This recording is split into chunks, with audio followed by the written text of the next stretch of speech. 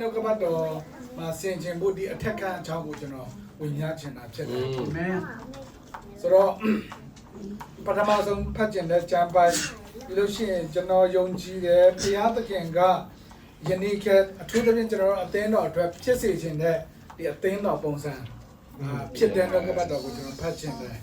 အဲ့ဒါကတမန်တော်ဝတ္ထုအခန်းကြီးနဲ့အပိုင်းငယ်46နဲ့49ဖြစ်တယ်တမန်တော်ဝတ္ထုအခန်းကြီးနဲ့အပိုင်းငယ်46 49ထိုသူတို့ဒီလည်းဗိမာန်တော်နဲ့နေ့တိုင်းအစဉ်တညီတညွတ်တင်းနေ၍ကိုယ်၌ဖုတ်ကုန်မုတ်ကိုဖဲ့လျက်ကြည်ဖြူရွှင်လန်းဝမ်းမြောက်သောစိတ်နဲ့အစာအာဟာရကိုသုံးဆောင်ကြ၏ဖျားသခင်ကိုလည်းချီးမွမ်း၍လူအပေါင်းတို့ရှိမှမျက်နှာပွင့်လန်းခြင်းအခွင့်ကိုရကြ၏ကဲတင်ခြင်းသို့ရောက်သောသူတို့ကိုလည်းနေ့စဉ်မပြတ်ဖျားသခင်သည်သင်ဝင်စေတော်မူ၏ဤနှုတ်ကပတ်တော်အားဖြင့်အရောက်တိုင်းအထူးသဖြင့်အသင်းတော်အတွက်အသက်တာပြရှင်ကောင်းချီးပေးပါစေအာမင်ဒီအသင်းတော်ဆိုလို့ရှိရင်သူတို့ကဗိမာန်တော်မှာနေ့တိုင်းစုဝေးကြတယ်အတူတကွမျှဝေစားတော့ကြတယ်ပြီးတဲ့အခါကျွန်တော်ဘာတွေ့ရလဲဆိုတော့တခြားလူရှိမှလည်းမျက်နှာပွင့်လန်းရတော့ခွင့်ကိုရတယ်ပြီးလို့ရှိရင်ဒါရဲ့အရေးကြီးဆုံးအချက်ကယုံကြည်သူကနေ့တိုင်းတိုးပွားလာတာဖြစ်တယ်အာမင်ဟာလေလုယာအာမင်ဆိုတော့ဒီလိုအသင်းတော်မျိုးဖြစ်နိုင်ဖို့ဘယ်မှာပြင်ဆင်တယ်လဲဆိုတော့အထက်ခန်းမှာပြင်ဆင်တာဖြစ်တယ်။ညာသောအဖြစ်ကျွန်တော်တို့အာယုံဆိုင်တာကပင်တကုတ်တန်နေ့မှာဝိညာဉ်တော်သုံးလောင်းတဲ့အထက်ခန်းကိုပဲကျွန်တော်တို့အာယုံထားကြတယ်။ဆိုတော့ဒီနေ့မှာကျွန်တော်ဘာဝိညာဉ်ချင်းလဲဆိုတော့ဝိညာဉ်တော်သုံးလောင်းမဲ့အထက်ခန်းဖြစ်နိုင်မှုအရှိမပြင်ဆင်တဲ့အရာတွေအကြောင်းကျွန်တော်ပြောချင်တယ်။ဘယ်နေရာမှာဝိညာဉ်တော်သုံးလောင်းနိုင်တယ်လဲဘယ်နေရာမှာအသင်းတော်မွေးဖွားလာတယ်လဲဘယ်အရာကဝိညာဉ်တော်သုံးလောင်းတဲ့အရာဖြစ်စေတယ်လဲဆိုတဲ့အကြောင်းအရာကိုကျွန်တော်နှလုံးသွင်းဖို့ဖြစ်ပါတယ်ဆိုတော့ကဘာမှာပုံမဟုတ်ကဘာသမိုင်းမှာအရေးကြီးသောအဖြစ်ပြက်တွေအကြောင်းအရာတွေအစာပြိုတဲ့နေရာယူတဲ့နေရာကိုသေချာအလေးထားပြီးမှထိမ့်သိမ့်ပြီးမှမှတ်တမ်းတင်လေးရှိတယ်ဥပမာမြန်မာနိုင်ငံအတွက်ဆိုလို့ရှိရင်ပင်လုံစာချုပ်ပဲမှာချုပ်ခဲ့တယ်လေပင်လုံမှာချုပ်ခဲ့တယ်စသဖြင့်ပြီးလို့ရှိရင်ဒီနားမှာဆိုလို့ရှိရင်ဝင်းကြီးများရုံးမှာဘာတွေဖြစ်ပျက်ခဲ့တယ်လဲအဲ့နေရာကိုတေးချာကိုတိထိန်ထိန်ထားတယ်အခုတကဘာလုံးမှာဖြစ်တဲ့အကြောင်းအရာတွေအကုန်လုံးကိုဘယ်နေရာကနေထိန်ချုပ်နေတယ်လဲဆိုတော့အမေရိကန်ရဲ့စစ်ဌာနချုပ်ဖြစ်တဲ့ပန်တဂွန်ကနေထိန်ချုပ်တာဖြစ်တယ်ကမ္ဘာအရေးရတယ်အထူးသဖြင့်စစ်မှုရေးရတယ်ဆိုလို့ရှိရင်ဒီရုံးခန်းတိုင်းမှာပဲသူတို့စီရင်ဆုံးဖြတ်ချက်ချရတာဖြစ်တယ်ဆိုတော့အဲ့လိုမျိုးဆိုလို့ရှိရင်ကမ္ဘာလူသားမျိုးတွေတစ်ခုလုံးကိုပြောင်းပြန်လန်ပြီးမှအထူးသဖြင့်အဲ့ချိန်မှာအရန်လွှမ်းမိုးနိုင်ခဲ့တဲ့ခွန်အားကြီးတဲ့ရောမအင်ပါယာတစ်ခုလုံးကိုပြောင်းပြန်လန်နိုင်တဲ့အကြောင်းအရာတွေဖြစ်ပျက်တဲ့နေရာတစ်နေရာရှိအဲ့ဒါကအထက်ခန်းဖြစ်တယ်ဆိုတော့စာရေးစရာတွေကဘယ်လိုပြောကြသလဲဆိုတော့ဒီအထက်ခန်းက the womb of the church အသင်းတော်မွေးဖွားဖို့လွယ်ထားတော့တဲ့အိမ်လို့ပြောတယ်အသင်းတော်ရဲ့ပဋိသန္ဓေဆွဲတဲ့နေရာလို့ပြောထားတယ်အထက်ခန်းကပြီးလို့ရှိရင် the war room of heaven ဘုရားသခင်ကစစ်တိုက်ဖို့လုပ်တဲ့အခါမှာစစ်ဗျူဟာတွေချတဲ့နေရာရုံးခန်းဖြစ်တယ်တဲ့ဒီအထက်ကနောက်ခုခေတ်နဲ့တရားသက်ဆိုင်တာကrevolution stage of area တော်လန်ကြီးအစားပြုတဲ့နေရာဖြစ်တယ်ဒီအထက်ကဆိုတော့ဒီအထက်ကကြောင့်အနေငယ်ပြောမယ်ဆိုလို့ရှိရင်ကျွန်တော်တို့Senegal လောက်လိုက်ခေါ်ကြတယ် Senegal ဆိုတာက Latin ဘာသာစကားနဲ့လာတာဖြစ်တယ်သူ့ရဲ့အဓိပ္ပာယ်ကလေးလေးနက်နက်မဟုတ်ဘူးရှင်းရှင်းလေး dining room အမေစားတဲ့အခန်းဖြစ်တယ်ဆိုတော့ဒါကဘယ်နေရာမှာရှိတယ်လဲဆိုတော့ဇီအောင်တောင်ပေါ်မှာ Jerusalem မြို့ထဲမှာရှိတဲ့တနေရာဖြစ်တယ်များသောအားဖြင့်သူတို့ယဉ်ကျေးမှုဒလိထုံးတမ်းအရာမိသားစုဝင်ဒီပြန်လဲစုစည်းတယ်အတူတကွစားတော့တဲ့အခါမှာဒီလိုနေရာကိုသုံးလေးရှိရယ်ပြီးတဲ့အခါပတ်သက်ခါပွဲစားလို့ရှိရင်လည်းဒီအထက်ကန်းလိုဟာမျိုးနေရာကိုအသုံးပြုလေးရှိရယ်ပြီးလို့ရှိရင်နှုတ်ကပတ်တော်တင်ကြားတဲ့နေရာဖြစ်လဲအသုံးပြုတယ်အထူးသဖြင့်လူမရှုပ်ဘဲနဲ့တိတ်ဆိတ်တဲ့ privacy ကောင်းရှိတဲ့နေရာကအထက်ကန်းဖြစ်တယ်အခုကဲလိုမျိုးဆိုလို့ရှိရင် coffee ဆိုင်လိုဟာမျိုးနော် လူအရန်ကြီးမရှုပ်ဘူးအေးဆိုင်ထဲဝင်သွားပြီဆိုလို့ရှိရင်လည်းလူတွေကကျဲကြီးစကားမပြောတော့ဘူးလေလက်ဖေးဆိုင်နဲ့မတူတဲ့ coffee ဆိုင်ကဆိုလို့ရှိရင်တိတ်တိတ်ဆိတ်ဆိတ်နဲ့ကိုယ်ပိုင်အချိန်လေးယူလို့ရတဲ့နေရာဖြစ်တယ်ကျန်တဲ့ဆရာတွေကသူတို့ခန့်မှန်းထားတာကဒီအထက်ကန်း upper room ကအကျယ်ဝန်းကပေ60 30ပတ်လည်လောက်ရှိမယ်လို့ပြောတယ်ဘာဖြစ်လို့လဲဆိုတော့လူ120က AC နေရာချိုလို့ရတဲ့နေရာဖြစ်တယ်ဒါကအထက်ခန်းရဲ့ဒီအခြေခံအချက်လက်တွေဖြစ်တယ်ဒါကိုဆက်မသွားခင်မှာကျွန်တော်တို့တချို့ကလည်း line ပေါ်ကနေကြည့်ကောင်းကြည့်လိမ့်မယ်။နောက်အသင်းတော်battle အသင်းတော်ကမေလတစ်ခုလုံးက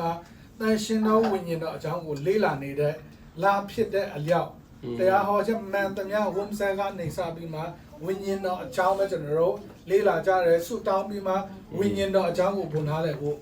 ဆုတောင်းနေတဲ့အချိန်ကာလဖြစ်တယ်အဲ့ဒါကြောင့်ဒီတရားဟောချက်တပုတ်တည်းမဟုတ်ဘဲနဲ့ဒီတစ်ခုလုံးကိုကျွန်တော်တို့ကျွန်တော်ကိုယ်တိုင်ကခံယူပြီးမှလေ့လာတဲ့အခါမှာဝိညာဉ်တော်အကြောင်းအသစ်ပူနားလဲတဲ့အရာလေး၃ခုကိုကျွန်တော်အရင်ဆုံးဝင်များခြင်းတယ် introduction အနေနဲ့ဆိုဝိညာဉ်တော်တန်ရှင်းတော်ဝိညာဉ်တော်ဆိုတာကကျွန်တော်အားလုံးသိပြီးသားပါညာတော်ပြင်၃ပါးတဆူလို့ပြောပေမဲ့လူတချို့ပဲစိတ်ဝင်စားတဲ့လေ့လာတဲ့တရားပုံစံတော်ဖြစ်တယ်ညာတော်အပြင်ယုံကြည်သူတဲမှာတော့မှဝိညာဉ်တော်အကြောင်းကိုတိလဲမသိသလိုတိတ်လဲစိတ်ဝင်စားဖို့အုံးပါတဆူလို့သာပြောတာဆိုတော့ဒီဝိညာဉ်တော်အကြောင်းကျွန်တော်ဒီလာထဲမှာဖခင်အတိကျွန်တော်ပေးတဲ့နားလဲစေတဲ့အရာ၃ခုကိုကျွန်တော်ဝင်ရခြင်းတယ်ပထမဆုံးအချက်ကဝိညာဉ်တော်ဆိုတာကဖခင်ရဲ့ဂတိတော်ဖြစ်တယ်ဖခင်ကိုယ်တိုင်ပေးခြင်းတဲ့အရာဖြစ်တယ်ပေးခြင်းလောက်ကိုဂတိထားတဲ့အရာဖြစ်တယ်ဒါပေမဲ့ဘာလုပ်ဖို့လိုအပ်တယ်လဲဆိုတော့တောင်းဖို့လိုအပ်တယ် Yes ပေးခြင်းပေမဲ့ဂတိထားပေမဲ့ကိုယ်တောင်းခိုင်းတဲ့အရာဖြစ်တယ်ရှင်လုကာခရစ်ဝင်ကျမ်းအခန်းကြီး7အပိုင်းငယ်73မှာအပေါ်ကအကြောင်းအရာတွေကျွန်တော်အားလုံးသိပြီးသားပါသားကမုတ်ကိုတောင်းလျင်ကြောက်ကိုပေးမဲ့သူမရှိဘူးတင်တော့ကလူဆိုးဖြစ်လျက်ကိုသားတို့ကိုကောင်းသောအရာကိုပေးခြင်းတယ်ဆိုလို့ရှိရင်ထုံမြမကကောင်းကင်ဘုံ၌ရှိတော်မူသောတင်တော့အဖသည်ဘယ်သူလဲဆုတောင်းသောသူတို့အားတန်ရှင်တော်ဝိညာဉ်တော်ကိုတာပြီးပြီးတော်မူလေလောဂတိထားပြီးမဲ့သူတွေကိုပေးလဲဆိုတော့ဆုတောင်းတော်သူတို့ကိုပေးတာအာမင်ဆိုတော့ဘုရားကပေးမှာပါသူပေးခြင်းတဲ့သူပေးမှာပါဆိုတာထက်ဂတိထားပြီးပြီဖြစ်တဲ့အတွက်ကြောင့်ကိုယ့်ဘက်ကတောင်းဖို့လိုအပ်တာဖြစ်တယ်ဝိညာဉ်တော်ကိုတောင်းမယ်ဆိုတာကလည်းဒီကယ်တင်ခြင်းကိုနားလည်စေတဲ့ဝိညာဉ်တော်မဟုတ်တော့ဘူးဒါကကိုမတောင်းခင်ကလေးကဘုရားပေးပြီးသားဒါပေမဲ့ထိုဝိညာဉ်တော်ရဲ့အတူရှိခြင်းဗိသိက်ခြင်းသူနဲ့ပြည့်စုံခြင်းကိုကျွန်တော်တို့စာငတ်တောင်းတာဆိုတဲ့တောင်းဖို့လိုအပ်တယ်ဖြစ်တယ် Yes ဒီလိုရှိရင်တခြားကျမ်းစာမှာဆိုလို့ရှိရင်ရှင်မာသက်ခရစ်ဝင်ကျမ်းအခန်းကြီး6အပိုင်းငယ်8နဲ့9မှာဆိုလို့ရှိရင်အကြောင်းမူကားတင်တို့အလိုရှိသမျှတို့ကိုတင်တို့မတောင်းမီတင်တို့အဘတီးတော်မူ၏တဲ့ကိုတောင်းမှဘုရားကတီးတာမဟုတ်ဘူးမတောင်းခင်ကလေးကတီးတယ်အဲ့ဒါကြောင့်မတောင်းတဲ့လုံးမပြောဘူးမတောင်းမီကလေးကတင်တို့အဘတီးတော်မူ၏ထို့ကြောင့်တင်တို့ဆုတောင်းရမည်မှာတဲ့သိပေမဲ့တောင်းရမှာဖြစ်တယ်ပေးပေမဲ့တောင်းရမှာဖြစ်တယ်ဂတိထားပေမဲ့တောင်းရမှာဖြစ်တယ်ညာတော့တဲ့ကျွန်တော်တို့ကလူချင်းဆိုလို့ရှိရင်မတောင်းချင်ဘူးအထူးသဖြင့်လူငယ်တွေဆိုလို့ရှိရင်သူတိတက်ရမှာပေါ့သူကငါဖေပဲလေအမေပဲလေဘာဖြစ်လို့မိသားစုအချင်းချင်းတောင်းရမှာလဲတောင်းတယ်ဆိုကြတဲ့ကိုကသူ့ကိုမိခိုချင်းဖြစ်တယ်လူတချို့ကပြောကြတယ်ကိုတောင်းလို့ရတာမဟုတ်ဘူးမှန်တယ်ကိုမတောင်းတဲ့ရလဲဖះပေးတာမှန်တယ်ဒါပေမဲ့ဘာလို့ရမှာလဲတောင်းရမှာဖြစ်တယ်အဲ့ဒါကဖះကအရင်ဖြစ်တဲ့ကြောင့်အတိမပြုတ်ခြင်းဖြစ်တယ်ကျွန်တော်တို့တရားစာအတွက်လုံလောက်သောအစာအာဟာရကိုဖះကတောင်းဖို့ပြောထားတာဖြစ်တယ် Yes တောင်းဖို့မိနေတဲ့ချိန်လဲဖះကျွေးပါတယ်ဒါပေမဲ့ဘာဖြစ်လို့တောင်းခိုင်းတယ်လဲဆိုတော့ သူကအရင်မြစ်ဖြစ်တဲ့အကြောင်းကိုနားလည်စေဖို့ဖြစ်တယ် Right. အဲ့ဒါကြောင့်ယုံကြည်သူရဲ့အသက်တာမှာဆုတောင်းခြင်းပြီးသွားတယ်ဆိုတာဘယ်တော့မှမရှိ ရှိ ဘူး နိုင် လူနဲ့ဘုရားရဲ့ဆက်ဆံမှုကဆုတောင်းခြင်းဖြစ်တယ် Yes. အဲ့ဒါကြောင့်ဝိညာဉ်တော်ဂတိထားပြီးသားပါထပ်တောင်းကြဖိတ်ခေါ်ကြမလိုပါဘူးရှောက်ပြောနေကြမဟုတ်ဘူးဘုရားကဆုတောင်းတော့သူတို့ကိုဝိညာဉ်တော်ပေးမယ်လို့ပြောထားတာ Yes. အဲ့ဒါကြောင့်ပန်တေကုတ်တန်ဒီလေရောက်ပြီးသွားပြီဘုရားကလည်းသူ့ဝိညာဉ်တော်ကိုသွန်းလောင်းခဲ့ပြီးပြီဂတိလည်းထားတယ်အဲ့ဒါကျွန်တော်တို့ဘာလို့ရမှာလဲတောင်းရမှာဖြစ်တယ်ဒုတိယကျွန်တော်သင်ခန်းစာကဂတိထားတယ်တောင်းတယ်ပြီးလို့ရှိရင်ဘာလို့ရမှာလဲစောင့်ရမှာဖြစ်တယ် တေချာစဉ်းစားကြည့်လို့ရှိရင်လေယခုခက်လူတွေရဲ့မခံနိုင်ဆုံးကအကြီးဆုံးဒုက္ခကမဆောင်ချင်တာ။ဘာဖြစ်လို့လဲ။ကျွန်တော်ခက်ကြီးက speed အရှိန်နဲ့သွားနေတဲ့ခက်ဖြစ်တယ်။အခုကျွန်တော်ဖုန်းတွေဝယ်ကြတယ်။3သိန်းတန်လည်းရှိရယ်15သိန်းတန်30တန်ရှိရယ်။ဘာကအဓိကကွာခြားစေရလဲဆိုတော့ refresh rate 144အဲ့ဒါကဘာကိုပြောတာလဲပို့လိုက်လို့ရှိရင်ချက်ချင်းအောက်ရောက်သွားမှုပြန်ဆွဲလို့ရှိရင်ချက်ချင်းအပေါ်ရောက်သွားမှုစက္ကန့်ပိုင်းတော့မကြောက်ဘူးနော်ဒါပေမဲ့ဒါအတွက်ကျွန်တော်ပတ်စံပို့ပြီးမှဝယ်ကြတယ် Yes. Amen. ပြီးလို့ရှိရင်ခါလေးကျကျွန်တော် complain အရင်တက်ကြတယ်အင်တာနက်လိုင်းမကောင်းဘူးအဝိုင်းလည်နေတယ်တေချာရည်ကြည့်ဘူးလား3ခေါက်လောက်အဝိုင်းလည်တာကတစ်စက္ကန့်မကြာဘူးနော်ဒါပေမဲ့ကျွန်တော်တို့ဘာပြောအရန်ကြာတယ် ဘာလို့မဆောင်နိုင်ဖြစ်နေရလဲကျွန်တော်တို့ကစက္ကန့်တိုင်းပတ်စံဝင်တဲ့အလုပ်လုပ်နေရလားဆိုတော့လည်းမဟုတ်ပြန်ဘူးဒါပေမဲ့ဒါလေးကိုကျွန်တော်တာဟိုင်းမဆောင်နိုင်ဘူး Man, yeah. ဒါတခြားလူကိုပဲပြောတာကိုလည်းပြောတာ Grab call လို့ရှိရင်ကျွန်တော်9မိနစ်အထက်ဆိုမဆောင်နိုင်တော့ဘူး cancel ကျွန်တော်ကိုပြန် charge လုပ်တယ် cancel ပြီးမဆောင်နိုင်ဘူးဒါပေမဲ့9မိနစ်အထက်စောင့်တော့ကျွန်တော်ဘာအရေးတကြီးလုပ်ဖို့ရှိလဲဆိုတော့မရှိပြန်ဘူးပြောချင်တဲ့သဘောကဘာဖြစ်လို့ကျွန်တော်အလောက်ကမှမြန်ချင်တာလဲဆိုတော့ကျွန်တော်တို့က thumb generation နော်လက်မ generation အခုလူငယ်တွေအများဆုံး consume လုပ်တဲ့ social media ကပါလဲ TikTok ကနစကန်ကြလဲ15တော့မှတအားကြာတဲ့ထဲပါသွားပြီစကန်ပိုင်းလေးနဲ့အကြောင်းအရာတခုပြီးအပေါ်ပုတ်လိုက်တာနဲ့နောက်ထပ်အကြောင်းအရာတခုပြီးလို့ရှိရင်နောက်ထပ်အကြောင်းအရာတခုမဆောင်ကျင်တော့ဘူးချုံငယ်ငယ်တော့ကဆိုရင်ကိုနာဆရာကြီးလည်းပြောတယ်သူတို့အိမ်မှာနေပြီးမှကျွန်တော်ဇလန်တွေကြီးကျင်တဲ့ခါမှာ TV channel မှာရွေးစရာမရှိဘူးဆိုတော့အခွင့်9ဆိုင်ရှိရယ်အခွင့်9ဆိုင်မှာ CD ကို9ကြတယ်ဟိုမှာမြန်မာကားတွေဆိုလို့ရှိရင်ကျွန်တော်9ကြတယ်9ပြီးမှအဲ့မှာဘာရှင်လာလဲငါရေးဦးတီချက်လေးရဲ့တောင်းရေးကုန်ပါခဏကြော်လို့ရှိရင်အခွေထစ်တော့မကြော်ရဘူးကြည့်နေတာစိတ်ဝင်စားလားဆိုစိတ်ဝင်စားဘူးဒါပေမဲ့ကြော်တော့မှမရတာဆိုကျွန်တော်တို့မျိုးဆက်ကနည်းနည်းပူစိတ်ရှိတယ်လို့ပဲအခုကကလေးတွေကမရဘူးအခု YouTube မှာကျွန်တော် live ပြီးမှ content တွေ live လေးလာကြည့်တဲ့အခါမှာရုပ်ရှင်ကိုအမြန်နှုံးနဲ့သွားတဲ့ဟာတွေရှိတယ် speed to နဆာလောက်နဲ့သွားပြီးမှစကားပြောအမြန်ဆိုခံစားကျင်တာမဟုတ်ဘူးအဆုံးသတ်မှာဘာဖြစ်လဲဆိုတော့သိကျင်တာပြောချင်တဲ့သဘောကကျွန်တော်သိပါတယ်လူတွေကြွားနေကြတယ်ဆိုတော့ငါဝယ်တဲ့ကားကလုံးဝ speed ကားအရန်မြန်တယ်စသဖြင့်အရှိန်ဒါမှမဟုတ်အမြန်နှုန်းကိုကျွန်တော်နောက်အရန်လိုက်နေတဲ့အချိန်ဖြစ်တယ်အဲ့ဒါကြောင့်မဆောင်နိုင်ဘူးကိုကဲလူတွေကကျွန်တော်ဖတ်ပိုးတဲ့စာအုပ်ကအကြောင်းအရာဝင်များခြင်းနဲ့ဆိုလို့ချင်း true worship တကယ်ကိုယ်ွယ်ခြင်းနဲ့တကယ်စစ်မှန်သောချစ်ခြင်းမှာ rust ဆိုတာမရှိဘူးတဲ့အမြန်ကိုယ်ွယ်လိုက်မယ်တစ်ချက်တစ်ပုတ်ဆူလိုက်လေအမြန်ဆူတောင်းလိုက်အဲ့ဒါတကယ်ကိုယ်ွယ်ခြင်းမဟုတ်မိတ္တဟာရမရှိဘူးမှာဒီနေ့ခင်ဗျားကိုအချိန်ပေးတယ်နော်အေးဆေးဆေးထိုင်ပြီးမှစကားပြောရအောင်အဲ့လိုမျိုးမရှိတော့အတူတူထိုင်ရအောင်လေ15မိနစ်တော့အချိန်ရတယ်ချက်တက်တော့ပြော15မိနစ်ပဲအချိန်ရတယ် အဲ့မှာတကယ်မိတ္တာဟာကပျောက်သွားတယ်တကယ်ချစ်ချင်းမြတ်တာကပျောက်သွားတယ် Yes. တကယ်ကိုးကွယ်ခြင်းကလည်းအဲ့ထဲမှာပျောက်သွားတာဆိုတော့တမန်တော်ဝတ္ထုအခန်းကြီး1အပိုင်းငယ်4ထိုတမန်တော်တို့ကိုစိုးဝေးစီတော်မူပြီးလင်ယေရုရှလင်မြို့မှမထွက်သွားပဲခမဲတော်ဤဂတိကိုငန့်နေမည်အကြောင်းမာတော်မူ၍တဲ့စောင့်ပါတဲ့ဘုရားကဂတိပေးထားတယ်တကယ်လဲဂတိတည်တဲ့ဘုရားဖြစ်တယ်ဒါပေမဲ့ကျွန်တော်ဘာလို့ဖို့လို့လဲ စောင့်ပါမယ် ပြီးလို့ရှိရင်ကျွန်တော်တို့ဘယ်သူတွေကိုစောင့်တယ်လဲဆိုတော့ဥမာအိမ်မှာအသေးအံနာမကျန်းကြောက်ဖြစ်တယ်ဆိုလို့ရှိရင်ဆရာဝန်ပင့်လို့ရှိရင်ဥမာထားပါတော့အသက်ကြီးပိုင်းအရန်တော်တဲ့ဆရာဝန်ကြီးတယောက်ပင့်တယ်ဆိုလို့ရှိရင်သူ့ခြေလမ်းကိုကျွန်တော်စောင့်ရမှာပဲ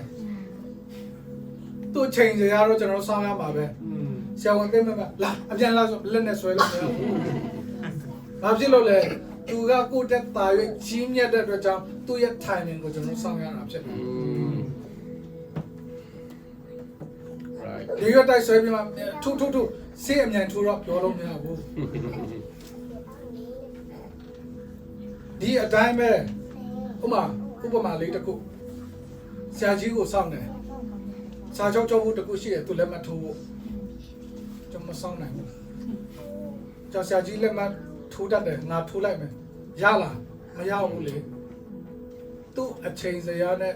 သူ့ရဲ့အရှိန်နဲ့သူကိုယ်တိုင်ရောက်လာပြီးမှသူကိုယ်တိုင်ထိုးမှတရားဝင်ဖြစ်မဲ့စာချုပ်လေခါလီကြိုင်လေကျွန်တော်အများအားဒီရက်ပိုင်းပို့ဆင်ခြင်းမိတယ်လိုချင်အလုံးအားကြီးလို့လည်းဖြစ်ကောင်းဖြစ်နိုင်ဝိညာဉ်တော့အမြန်ဆင်းကြွတော်မူပါကိုလိုလောက်ပါဒီလိုလောက်ပါအမှန်တော့လေကိုပြောခွင့်မရှိဘူးသူ့အချိန်နဲ့သူလှုပ်ချင်တယ်လို့လုပ်မှာ Right. ကျွန်တော်တို့ကသူ့အချိန်ကိုအချိန်စရာနဲ့ထည့်လိုက်တာလေယခုပင်ဆင်းကြွတော်မူပါဆာကတောင်းတလွန်းလို့ဖြစ်ကောင်းဖြစ်နိုင်ပါတယ်ပြီးမိုးရေကဲတော့လာပါသူဟာသူဘလူပုံစံနဲ့ပဲလာတာသူတော့မီးနဲ့တူထီတော်မူပါဒီတခြင်းတွေကိုကျွန်တော်အပြစ်ပြောချင်တာမဟုတ်တခါတလေကြရင်သူကမာစတာဖြစ်တဲ့ကြောင့်ကျွန်တော်မိတ်နေတတ်တယ် Yes. အမြန်လို့ဒီလိုလို့ဝင်ရင်တော့လောက်တော့ control room ထဲမှာထိုင်နေတဲ့ပုံကမဟုတ်ဘူး no မရဘူးအဲ့ဒါကြောင့်ဝိညာဉ်တော်နဲ့ပတ်သက်လို့ရှိရင်ကျွန်တော်တောင်းဖို့လို့တလို့စောင့်ဖို့လိုအပ်တာဖြစ်တယ်ကျွန်တော်တို့ဘယ်အချိန်မှာစောင့်နိုင်တာလဲကိုယ့်ဟာကိုယ်ဘာမှမတတ်နိုင်တဲ့အချိန်မှာစောင့်ရုံကလည်းဘာမှမရှိဘူးဟုတ်တယ်နော် Yes. ဥမာဆိုင်တစ်ဆိုင်သွားလိုက်တယ်ဖျားကြောင့်အတွက်စောင့်မဝယ်လိုက်တယ်ရှစ်သိန်းโอ้ဆက်ကမှကိုဖုန်းဆက်တယ်ပတ်စံလာပို့တော့အေးလာနေပြီလမ်းမှာလာနေပြီကိုစောင့်နေမစောင့်နိုင်ဘူးရရကွာမစောင့်တော့ဘူးကိုမှပတ်စံရှစ်သိန်းရှိရဆိုလို့ရှိရင်ကိုစိုက်ပြီးမှကိုထွက်တော်လို့ရတယ်ကိုမှတစ်ချက်မှမပါဘူးဆိုရင်ဘာလို့ရုံမရှိလဲစောင့်ရုံကလည်းကျွန်တော်ဘာမှမတတ်နိုင်ဘူးအဲ့ဒါကြောင့်ကျွန်တော်တို့ဝိညာဉ်တော်မပါရင်ကျွန်တော်တို့ဘာမှမလုပ်နိုင်တဲ့အကြောင်းသိလို့ရှိရင်သူ့ကိုစောင့်နိုင်တယ် Amen. တတိယချက်တောင်းခိုင်းတယ်ပြီးလို့ရှိရင်စောင့်ရမယ်တတိယချက်က receive လက်ခံရမှာပေးတိုင်းလည်းမရဘူးနော်လက်ခံမှရတာ Yes. အခုကပဲကြည့်ကြည့်ယုံကြည်သူတွေပဲကြည့်ကြည့်ဝိညာဉ်တော်ရှိတဲ့လူနဲ့မရှိတဲ့လူရှိပါတယ်မရှိတဲ့လူများပါတယ်သူတို့ကိုဘုရားကမပေးလို့လားမဟုတ်ဘူးပေးတယ်လူတိုင်းကိုပေးတယ်ယူတာကောတပါးမျိုးသားကောအတူတူပေးတယ်ဘာဖြစ်လို့လူတိုင်းကမရတာလဲလူတိုင်းကလက်မခံဘူးရှင်ယောခရစ်ဝင်ကျမ်းအခန်းကြီး20ပိုင်းက20မှာယေရှုကထိုသူတို့အပေါ်မှာမှောက်လျက်သင်တို့ဒီတန်ရှင်တော်ဝိညာဉ်တော်ကိုခံကြလော့ receive လက်ခံပါတဲ့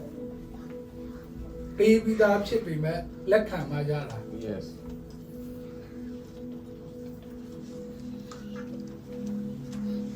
ဘာနဲ့လာတဲ့တူတယ်လဲဆိုတော့ကျွန်တော်အခုနောက်ပိုင်း home sale တွေမှာအဓိကအရေးကြီးဆုံးကပါလို့ဆိုအရင်ခက်က home sale တွေဆိုလို့ရှိရင်စောစောရောက်လို့ရှိရင်ဇလန်တွေအရင်ကြီးအပြင်မှာဘုရားရှိခိုးစားတယ်နော်အခုက home sale စောစောရောက်တဲ့လူကအရင်မေးတာကပါလဲ Wi-Fi password Wi-Fi password ကပါလဲ ancient ကလည်းပြောတယ် it's not free အလကားမရဘူးချီလိုက်လာဒီ ancient ကနောက်တစ်ယောက်ရောက်လာတယ် wifi password ပေးပါအောင်အလကားမရဘူးတတိယပုဂ္ဂိုလ်လဲလာတယ်wifi password လေးဟိုရှိကနှစ်ယောက်ကလည်းသူ့မတောင်းစီခြင်းတော့ဒါပေမဲ့ဟိုကအလိုက်မသိတော့ancient တို့ wifi password လေးပေးပါ it's not free အလကားမရဘူးခင်ဗျာဟုတ်တယ်အလကားမရဘူးဆိုတာက password ဖြစ်နေတာပြောချင်တာကဒီ ancient ကလူတိုင်းကို wifi free ပေးတယ်ရဖို့ကတောင်းရတယ်ပြီးရင်ဒီစာလေးရိုက်တာနဲ့ချက်ချင်း connect ဖြစ်လာဆိုတော့မဖြစ်ဘူးခုနပြောသလိုမျိုး second pan လေးတော့စောင့်ရတယ်ဒီကိုရိုက်ပြီးမှ connect လုပ်မှ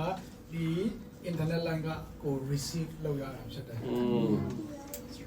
အဲ့ဒါကြောင့်ဒါကပထမအပိုင်းဖြစ်တယ်ဝိညာဉ်တော်ကြောင့်တအားလေးလာတဲ့အခါမှာအယူယူရှင်းရှင်းသုံးဖို့ကျွန်တော်ရလိုက်တဲ့အရာတောင်းဖို့လိုအပ်တယ်တကယ်ပဲလူအမှန်တည်ဖို့လူချင်းရမယ်ပြီးလို့ရှိရင်စောင့်ရမယ်ပြီးလို့ရှိရင်လက်ခံရမယ်โอเคဆိုတော့ဒီအထက်ခန်းအကြောင်းတစ်ချက်လေးကျွန်တော်တို့ပြန်ပြောရအောင်နော်ဆိုတော့အထက်ခန်းကဝိညာဉ်တော်တောင်းလောင်းတဲ့နေရာဖြစ်တယ်ခုနပြောလိုမျိုးအသင်းတော်မွေးဖွားရနေရာဖြစ်တယ်ဒါပေမဲ့ဒါကနေချင်းညချင်းဖြစ်လာတာမဟုတ်ဘူးဒီနေရာကိုအရင်ပြင်ဆင်ပေးတဲ့အကြောင်းအရာတွေရှိတယ်ပထမအဆုံးအချက်ကဒီအထက်ကန်းကဘာလုပ်တဲ့နေရာလဲဆိုတော့ခြေစည်းပေးတော့နေရာဖြစ်တယ်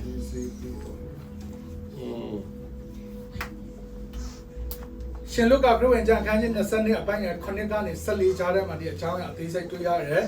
ပြီးရင်ဒီအဖြစ်ပြက်တဲ့တစ်စက်ထဲမှာယောဟန်အခန်းကြီး73အပိုင်းငယ်1ကနေ20ကြားမှာကျွန်တော်တွေ့ရတယ်ဆိုတော့ယောဟန်73 4 5ကိုကျွန်တော်ရင်ဖတ်လိုက်မယ်စပွဲမှာထား၍ဝတ်လုံတော်ကိုချုပ်ပြီးလျက်ပဝါကိုယူ၍ခါကိုစီးတော်မူ၏ထိုနောက်မှရေကိုအင်တုံ၌လောင်း၍တပည့်တော်တို့၏ခြေကိုဆေးပြီးမှခါ၌စီးကြတော့ပဝါနဲ့တုတ်တော်မူ၏ဒီအကြောင်းကကျွန်တော်အားလုံးသိပြီးသားပါယေရှုကသူ့တပည့်တော်ဒီကိုပြောတယ်ပတ္တခါပွဲစားဖို့နေရာသွားပြင်ကြလို့ပြောတဲ့အခါမှာဒီနေရာမှာအရင်ကြီးကြီးတယ်နော်တပည့်တော်တွေကဘာပြောလဲကိုရောဘယ်မှာအလိုရှိတယ်လဲတဲ့ကိုကကိုချိုက်တဲ့နေရာမှာမပြင်ဘူးသူတို့ကကိုရောအလိုရှိသောနေရာကဘယ်နေရာဖြစ်မလဲ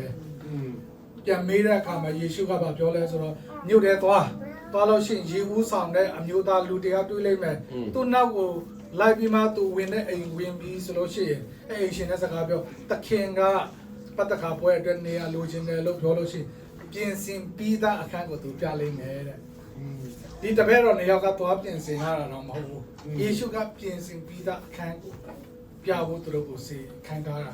ဆိုတော့ကျွန်တော်အသက်တာမှာအထူးသဖြင့်ဒီအသင်းတော်အတွက်လည်းဘုရားကပြင်ဆင်ပြီးသားနေရာရှိရဲ့ Yes ရှိရဲ့ကွန်ပျူတာဆိုအတွက်လည်းရှိရဲ့အဲ့နေရာလေးသိဖို့ပဲကျွန်တော်တို့ကဆိုတော့ဒီအကြောင်းကိုကျွန်တော်ဆက်တော်လိုက်မယ်ဒီရက်ပိုင်းမှာဘုရားအသစ်ပေါ်ပြတဲ့အရာလဲကျွန်တော်ဝိညာဉ်ချင်းတယ်တိုးချောက်ပြောမယ်ဆိုလို့ရှိရင်ပြင်ထားတဲ့အထက်ခန်းမှာယေရှုနဲ့သူ့တပည့်တော်တွေကပတ္တခါပွဲကိုစားသုံးကြတယ်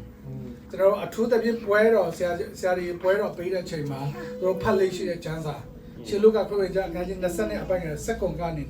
20ခွက်ဖလားကိုယူ၍ဂျေဇုတော်ကိုချီးမွမ်းပြီးမှဤခွက်ကိုယူ၍အချင်းချင်းဝေကြလော့ငါဆိုဒီကဘုရားသခင်နိုင်ငံတော်မတည်မီတိုင်အောင်ယခုမှစ၍စပြည့်ကြီးကိုတဖန်ငါမတော့ရဟုမိန့်တော်မူ၏ဒီထိကျွန်တော်တို့အားလုံးရှင်းနေတယ်ပြီးလို့ရှိရင်ထိုအခါမုတ်ကိုယူ၍ဂျေဇုတော်ကိုချီးမွမ်းပြီးမှမုတ်ကိုဖဲ၍ဤမုတ်ကတင်တော်အဖို့လုံးငါစွန့်တော်ငါဤကိုဖြစ်၏ငါကိုအောင်မေဖို့ရဤသို့ပြုကြလောမိန့်တော်မူ၏ဒီထိလည်းရှင်းတယ်ပြီးလို့ရှိရင်ဆက်ဖတ်မယ်ဆိုလို့ရှိရင်သူနီးတူညစာစားပြီးမှခွက်ကိုလည်းယူ၍ပထမဆုံးခွက်ဖလားကိုယူ၍ကျေးဇူးတော်ချီးမွမ်းပြီးမှနဲ့ခွက်ကိုလည်းယူ၍ဆိုတဲ့ခွက်ကအတူတူပဲလားအဲ့ဒါကိုကျွန်တော်ဖျားတစ်ပေါ်ပြတာမတူဘူး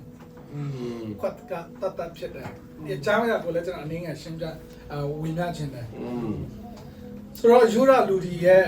ထုံတန်းစင်လံမှာခွက်က၄ခွက်ရှိရယ်ခွက်က၄ခွက်ရှိရယ်ပထမဆုံးခွက်က sanctification cup လို့ခေါ်တယ် Kadesh လို့ခေါ်တယ် ဒီအကြောင်းအရာကဘယ်ကနေ reflect လုပ်တယ်လဲဆိုတော့ထွန်းမြောက်ရာကျအခန်းကြီး6အပိုင်းငယ်6နဲ့9ထဲမှာဖခင်ကသူ့လူတွေကိုဂတိပေးထားတဲ့ I will ငါလုပ်ပေးမယ်ဆိုတဲ့အချက်၄ချက်ရှိတယ်ဒီအချက်တိုင်းကခွက်တစ်ခွက်စီတိုင်းကိုကိုစားပြုတာဖြစ်တယ် sanctification ကပထမခွက်ကြီးခရက်စ်လို့ခေါ်တဲ့ခွက်က I will bring you up တင်တော့ကိုကြုံခံရပြီမှငါကဲထုတ်မယ်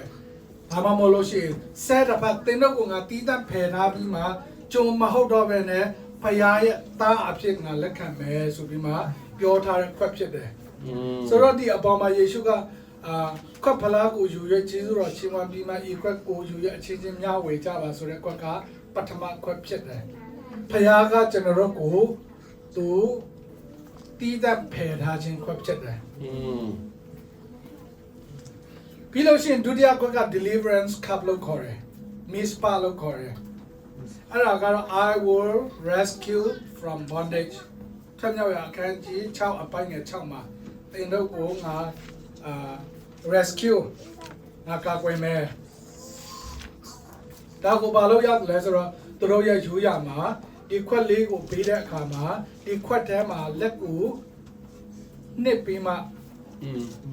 ပြင်ပြန်ဖယ်ပြီးမှဖယ်ရတဲ့ခွက်ဖြစ်တယ်တောက်ရတဲ့ခွက်မဟုတ်ဘူးဒါကဘာကိုပုံဆောင်တယ်လဲဆိုတော့အာယဂုတ်တုပြည်မှာကတ်ကြီး10ပါးเนาะမိဒန်ကတ်ယောဂမဟုတ်ဒီ place ကဘာခေါ်လဲမြန်မာလိုမောရှိအပြင်ဒီမိဒန်10ပါးเนาะဒီအရာကနေကယ်ထုတ်တဲ့ဘုရားဖြစ်တဲ့အကြောင်းကိုသူတို့အမှတ်ရစေဖို့လုပ်တဲ့အရာဖြစ်တယ်တတိယခွက်ကတော့ redemption cup လို့ခေါ်တယ်ကျွေးနှုတ်ခြင်းခွက်ဖြစ်တယ် Gilda လို့ခေါ်တယ်ထမြောက်ရာကျမ်းခန်းကြီး6အပိုင်းငယ်6မှာ I will redeem တင်တို့ကိုလက်ဆန်တန်းပြီးမှငါရွေးနှုတ်မယ်ဆိုတဲ့ဂတိတော်နဲ့ရှင်တော်ခွက်ဖြစ်တယ်အဖိုးနဲ့ရွေးဝယ်တဲ့အရာဖြစ်တယ်အဲ့ဒါကြောင့်ဒီညစာစားပြီးမှခွက်ကိုလည်းယူရွေးဆိုတဲ့ခွက်ကဒီ redemption ခွက်ဖြစ်တယ်ပထမခွက်နဲ့မတူဘူးပြီးလို့ရှိရင်စတုဒ္ဓခွက်က praise cup လို့ခေါ်တယ် restoration cup လို့လည်းခေါ်တယ် hallel လို့ခေါ်တယ် I will take you as my people ထမြောက်ရအခန်းကြီး6အပိုင်းငယ်9မှာတင်တို့ကိုရွေးနှုတ်ရွေးငါလူဖြစ်စေမယ်ဆိုတဲ့ဂတိတော်နဲ့ရှင်တဲ့ခွက်ဖြစ်တယ်အထူးသဖြင့်သူတို့ညစာစားတယ်ပတ်သက်ခါပွဲစားတဲ့အခါမှာနောက်ဆုံးမှတောက်ရတဲ့ခွက်ဖြစ်တယ်ဒီခွက်ကိုတောက်တဲ့အချိန်မှာသူတို့ဘာလုပ်လဲဆိုတော့ကျေးဇူးတော်ချီးမွမ်းပြီးမှတောက်ရတဲ့ခွက်ဖြစ်တယ်ယနေ့ခေတ်ဒီသူတို့စာလံ133ကနေစာလံ138ဂျာကိုဖတ်ရပြီးမှတီးဆူပြီးမှတောက်ရတဲ့ခွက်ဖြစ်တယ်ယေရှုကလည်းပြောလဲတချင်းဆိုရင်တန်လွင်တောင်ပေါ်တက်သွားကြတယ်လို့ပြောတယ်ဒါပေမဲ့ယေရှုကဒီစတုဒ္ဓခွက်ကိုတောက်ခဲ့လားဆိုတော့မတောက်ဘူးကျွန်တော်အပေါ်မှာတွေ့ရတယ်တဖန်ငါမတောက်ရဆိုတဲ့ခွက်ကဒီစတုဒ္ဓခွက်ဖြစ်တယ်ဘာဖြစ်လို့လဲယေရှုပြန်ကြွဆင်းလာပြီးမှတဒုတ်သမီးနဲ့မိန်လာဆောင်တဲ့အခါမှာမှတောက်ဖို့အရန်ထားတဲ့ခွက်ဖြစ်တယ်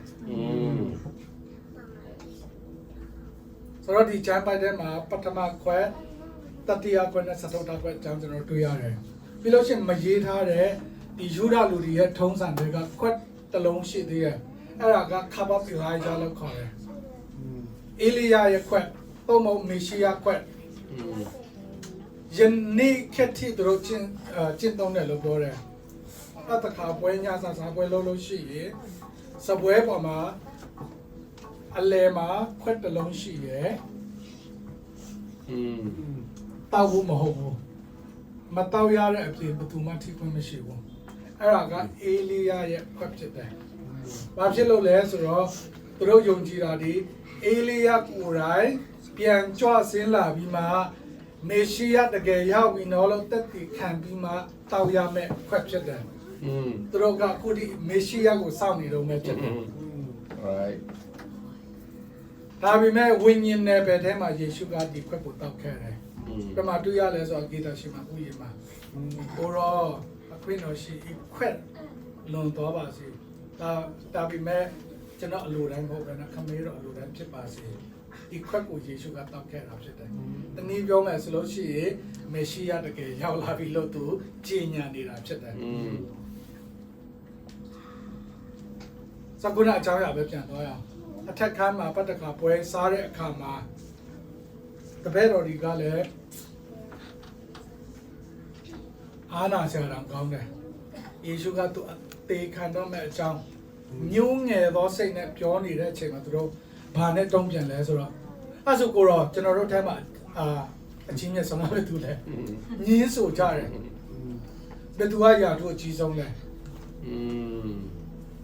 ဘယ်သူကတာရွေ့မြတ်တယ်လဲဒီညင်းကောင်မှုကိုယေရှုကနှုံးနဲ့မဖြစ်ဘူးသူဘာလုပ်လဲ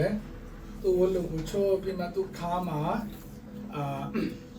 အဝတ်ကိုပတ်ပြီးမှတပည့်တော်ရဲ့ခြေထောက်ကိုဆေးပေးတာဖြစ်တယ်အကြီးဆုံးဆိုတဲ့မိကုံးမငင်းနဲ့တော့ဒီမှာတင်တော့ကငါခြေထောက်ဆေးပေးတယ်ငါတင်တော့ကိုခြေထောက်ဆေးပေးတကယ်တော့တင်တော့အချင်းချင်းလဲခြေထောက်ဆေးပေးကြပါကြောင့်အားလုံးဒီပိသားဖြစ်တဲ့အတိုင်းပဲပိသားရှိရတယ်ကိုတော့ဒါတော့ကျွန်တော်လက်ခံလို့မရဘူး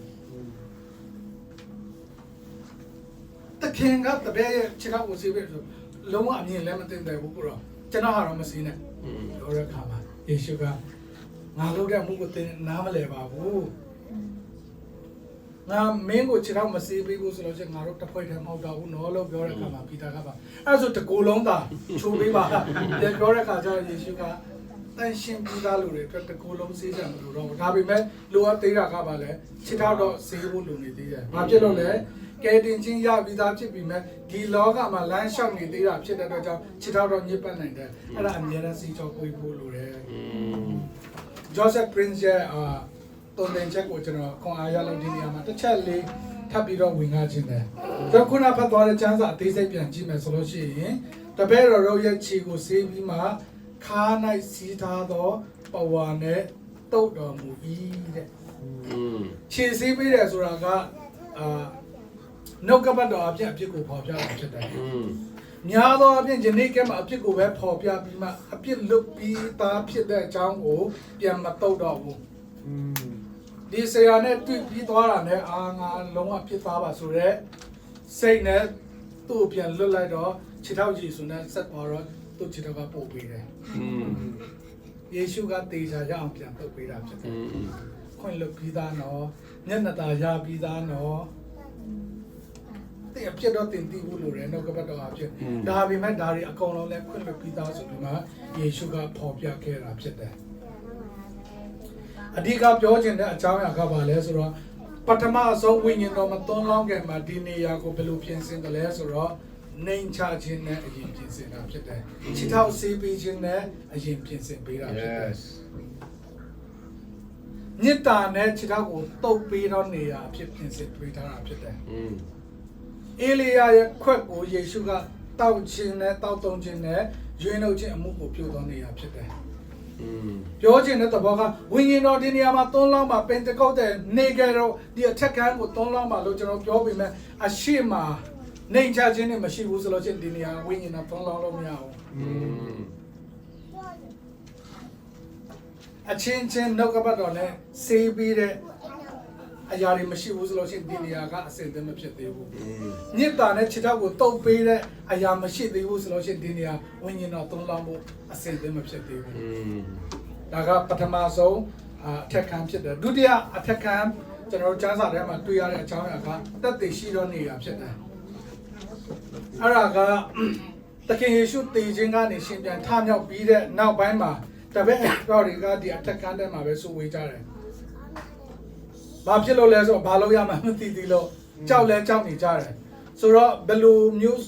ဇီဝေးကြတယ်လဲဆိုတော့တကားကိုအတွင်းကနေပိတ်ပြီးမှသူတို့တိတ်တိတ်လေးနေကြတယ်ကျွန်တော်အားလုံးသိပြီးသားပါယေရှုကတကားလည်းမခောက်ပဲနဲ့သူတို့အလယ်မှာကြွဆင်းလာပြီးမှပေါ်လာပြီးမှငြိမ်သက်ခြင်းရှိစေပြီးတော့ရှိထိုသောမိန့်တော်မူပြီးမှလက်တော်နဲ့နဘေးတော်ကိုပြတော်မူ၏တပည့်တော်တို့ဒီသခင်ကိုမြင်လေဝမ်းမြောက်ခြင်းရှိကြ၏တပည့်ယေရှုကတင်တော်၌ငြိမ်သက်ခြင်းရှိစေတည်းခမဲတော်ဒီငါကိုစီလို့တော်မူဒီနည်းသူတင်တော်ကငါစီလို့ဤဟုမိန့်တော်မူပြီးလေထိုသူတို့အပေါ်မှာမောက်လျက်တင်တော်ဒီတန်ရှင်တော်ဝိညာဉ်တော်ကိုခံကြလော အထက်ခန်းဝိညာဉ်တော်သုံးလောင်းမဲ့နေရာဖြစ်ဖို့ကျွန်တော်တို့ဒုတိယပြင်ဆင်ထားရမှာဒီရှင်ကြံထားမြောက်ခြင်းတကူကိုယုံပြီးမှတက်တည်ထိုတဲ့နေရာဖြစ်ဖို့လိုတယ်ရှင်ကြံထားမြောက်ခြင်းကိုတက်တည်ထိုပြီးမှဝမ်းမြောက်တဲ့နေရာကဝိညာဉ်တော်သုံးလောင်းဖို့အစဉ်တည်းဖြစ်တဲ့နေရာဖြစ်တယ်ဒီအထက်ခန်းမှာပဲယေရှုကဒါကိုအရင်ပြင်ဆင်ပေးတာဖြစ်တယ်ပြီးလို့ရှိရင်ယေရှုကသူ့အသက်နဲ့မဟုတ်သောနေရာဖြစ်တယ်မရသေးပေမဲ့ဂတိထားပေမဲ့ဝိညာဉ်တော်ကိုခံကြပါဆိုပြီးမှသူတို့ကလည်းခံယူတဲ့နေရာဖြစ်တယ်ဝိညာဉ်တော်ယခုချက်ချင်းမတက်ရောက်သေးပေမဲ့လက်ခံတယ်ဆိုလို့ရှိရင်ဒီနေရာကဝိညာဉ်တော်သုံးလောင်းမဲ့နေရာဖြစ်တယ် Yes ဒါကဒုတိယဖြစ်တယ်ပထမကခြေစည်းပေးတော့နေရာဖြစ်တယ်ဒုတိယကတော့ရှင်ပြန်ထားမြောက်ခြင်းတက်တည်ပြပြီးမှယုံတဲ့နေရာဖြစ်တယ်နောက်ဆုံးဝိညာဉ်တော်သုံးလောင်းခြင်းကိုကျွန်တော်အားလုံးတွေ့ရတယ်တမန်တော်ဝတ္ထုအခန်းကြီး1အပိုင်းငယ်6နဲ့8ကိုအရင်ဖတ်ခြင်းပဲတပည့်တော်တို့ကလည်းယေရှုကိုခုနပြောသလိုမျိုးအားနာစရာကောင်းတယ်လို့ပြောသလိုမျိုးသူအသေးခံတော့မဲ့ချိန်မှာစိတ်နှလုံးညှိုးငယ်နေတဲ့ချိန်မှာဒီထဲမှာဘယ်သူအမျက်ဆုံးလဲသူတို့ငင်းခုန်ကြတယ်အခုတေခြင်းကနေရှင်ပြန်ထမြောက်နေပြီကောင်းကင်ကိုတက်တော့မယ်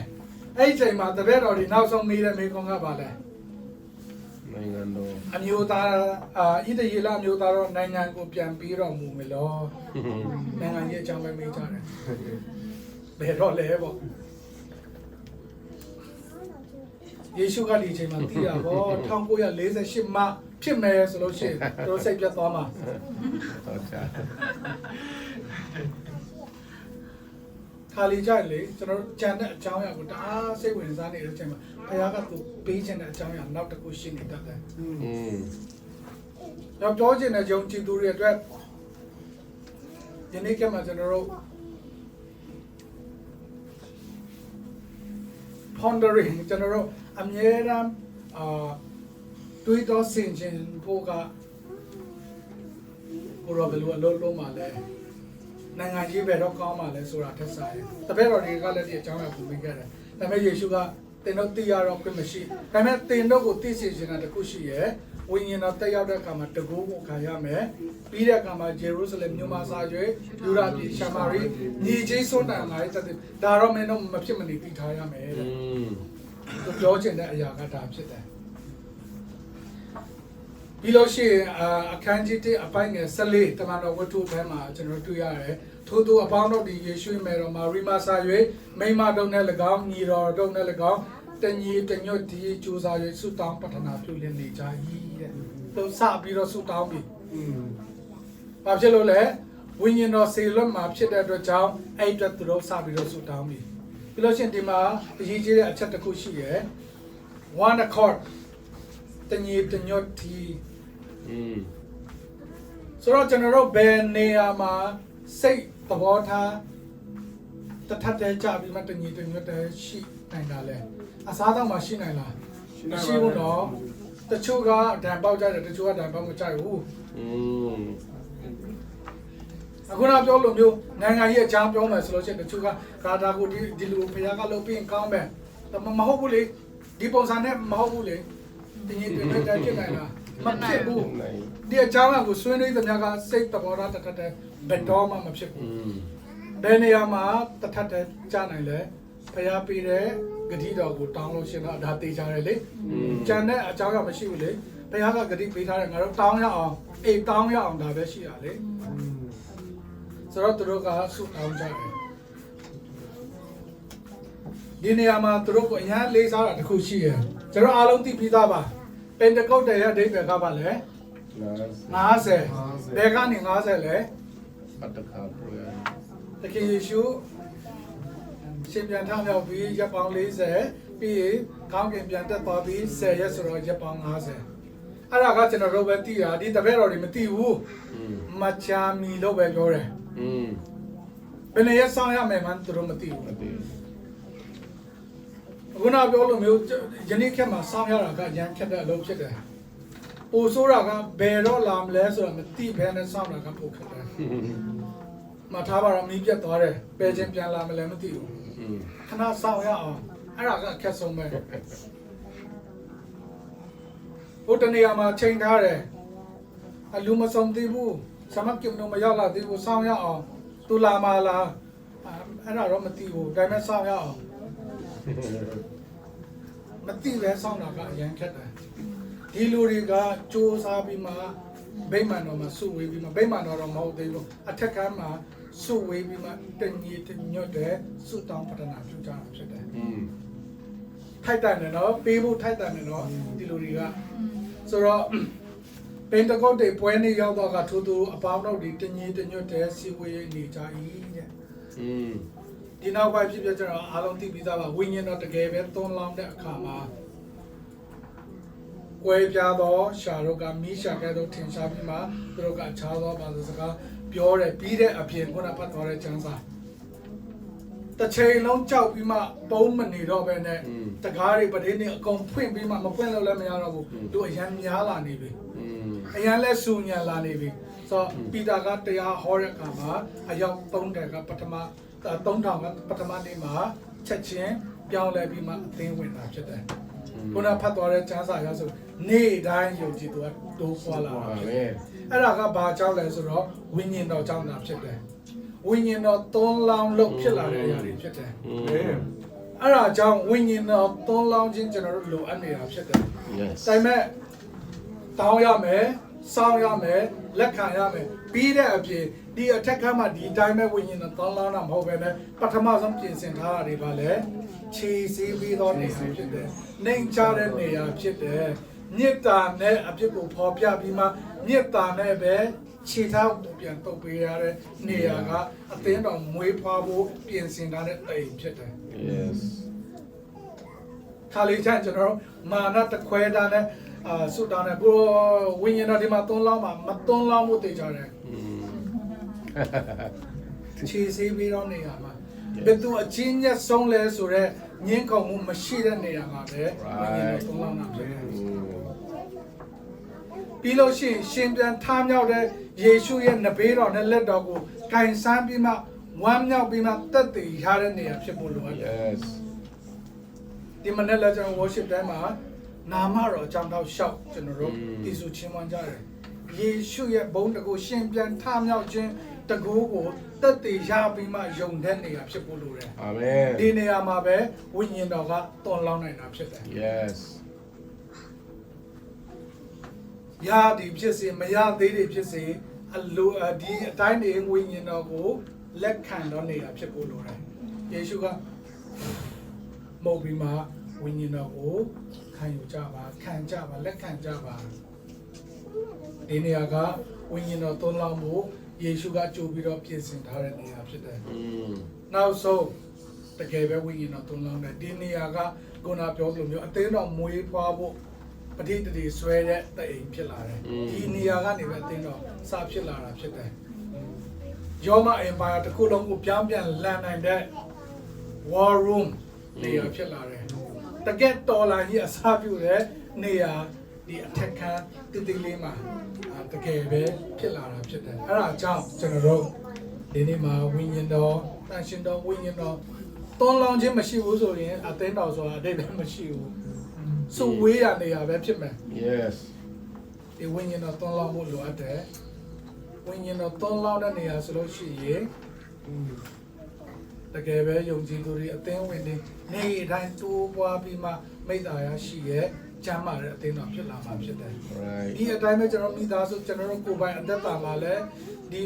နှလုံးသားကအထက်ခန်းနေတာဖြစ်ဖို့လိုအပ်နေတာဖြစ်တယ်ဝိညာဉ်တော်တကယ်ပဲကျင်းဝတ်ယုံတတ်မဟုတ်ဘဲနဲ့ပြည့်ရှံစွာတွန်းလောင်းနိုင်ဖို့ဆိုလို့ရှိရင်ကျွန်တော်နေချမှုရှိဖို့လိုတယ်နေ့တိုင်းနှုတ်ကပတ်တော်အပြင်စီကြောခြင်းခံဖို့လိုအပ်တယ်နေ့တိုင်းမေတ္တာအားဖြင့်ပြန်တုပ်ပေးဖို့လိုအပ်တယ် Yes ဒီလိုရှိရင်နေ့တိုင်းပဲကျွန်တော်တို့ရှင်ပြန်ထမြောက်ခြင်းတကူကိုယုံကြည်ပြီးမှဝမ်းမြောက်ပြီးမှတက်တည်ထိုးတဲ့နေရာဖြစ်ဖို့ကျွန်တော်လိုအပ်နေတာဖြစ်တယ်ဝိညာဉ်တော်ကိုဆရာတင်ပြီးမှသူလိုချင်တယ်လို့သူအလိုရှိတဲ့အတိုင်းလွတ်လပ်စွာလှုပ်ရှားဖို့သူ့ကိုနေရာပေးထားတဲ့နေရာဖြစ်ဖို့လိုတယ်အဲ့ဒါဆိုလို့ရှိရင်တကယ်ပဲဝိညာဉ်တော်တွန်းလောင်းပြီးမှယုံကြည်သူတွေယုံကြည်ပြီးသားလူတွေမိသားစုဖွဲ့ရနေရာမယုံကြည်သေးတော့သူတွေနေရန်တူပွားတဲ့နေရာဖြစ် ဘုရားကတောင်းလဲပေးမှာဖြစ်တယ်အားကြောင့်ဒီနှုတ်ကပတ်တော်အပြင်ရောက်စေတိုင်းဖျားရှင်ကောင်းချီးပေးပါစေ အာမင်